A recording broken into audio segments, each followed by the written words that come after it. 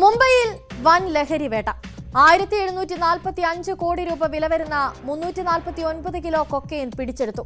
Narcotics control ബ്യൂറോയാണ് വൻ ലഹരി മരുന്ന് ശേഖരം പിടിച്ചെടുത്തത്. കേന്ദ്ര ആഭ്യന്തരമന്ത്രി അമിത്ഷായാണ് സമൂഹ മാധ്യമങ്ങളിലൂടെ ഇക്കാര്യം അറിയിച്ചത്.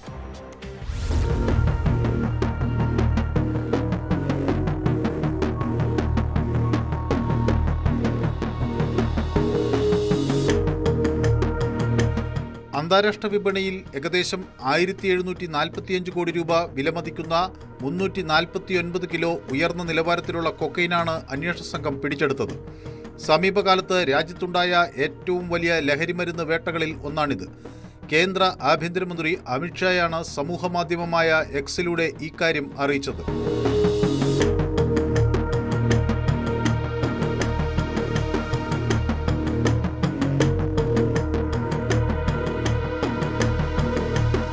ലഹരി മാഫിയ സംഘത്തെ തകർക്കാൻ പ്രതിജ്ഞാബദ്ധരാണ് എന്ന് പറഞ്ഞാണ് അമിത്ഷാ വിവരങ്ങൾ പുറത്തുവിട്ടത്.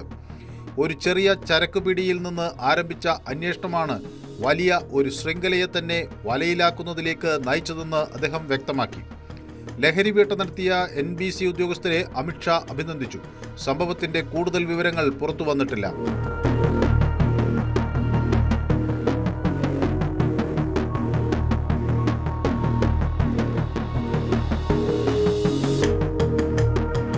News 18 മുംബൈ.